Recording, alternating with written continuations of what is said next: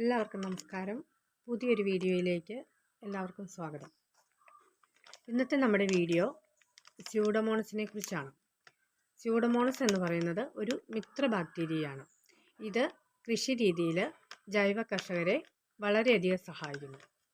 അതായത് സസ്യത്തെ ആരോഗ്യത്തോടെ വളരുന്നതിനും അതിന് കൂടുതൽ ശിഖരങ്ങൾ ഉണ്ടാകുന്നതിനും പൂവിടുന്നതിനുമായിട്ട് സ്യൂഡോമോണസ് സഹായകമാണ്. സ്യൂഡോമോണസ് വിത്ത് പാകുന്നത് മുതൽ ഒരു സസ്യത്തിൻ്റെ എല്ലാ വളർച്ചാഘട്ടത്തിലും അവയുമായി ചേർന്ന് അവ ആരോഗ്യത്തോടെ വളരുന്നതിന് ഒരു ജീവാണുവളമായിട്ട് പ്രവർത്തിക്കുന്നു. അതുമാത്രമല്ല, ഇതിലെ കുമിൾനാശക സംയുക്തങ്ങൾ സസ്യങ്ങൾക്ക് രോഗകാരണമായ എല്ലാ കുമിളുകളെയും അടിച്ചമർത്തി ആ സസ്യം വളരുന്നതിന് വളരെയധികം സഹായകമാകുന്നു. 1 ലിറ്റർ വെള്ളത്തിന് 20 ഗ്രാം പൊടിയാണ് നമ്മൾ സ്യൂഡോമോണസിൻ്റെ പൊടിയാണ് ചേർക്കുന്നത്.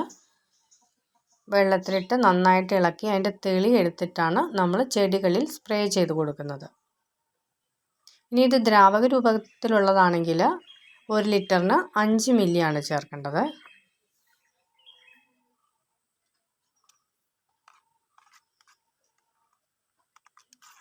നമുക്ക് നടാനുള്ള വിത്തുകൾ അത് കുതിരാനുള്ള സമയം വരെ സ്യൂഡോമോണസ് ലായനിയിൽ ഇട്ട് വെച്ച ശേഷം വിത്ത് പാകാവുന്നതാണ്.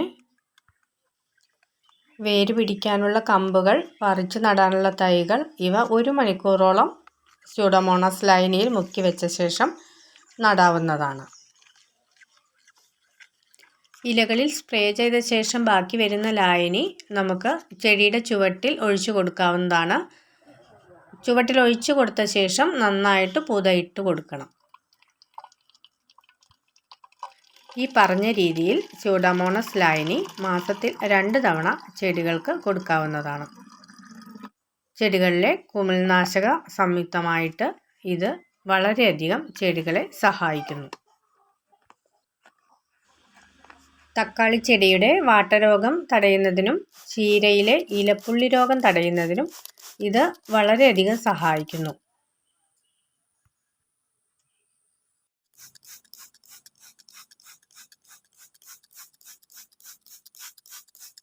അപ്പോൾ ഇന്നത്തെ വീഡിയോ ഇത്രയേ ഉള്ളൂ.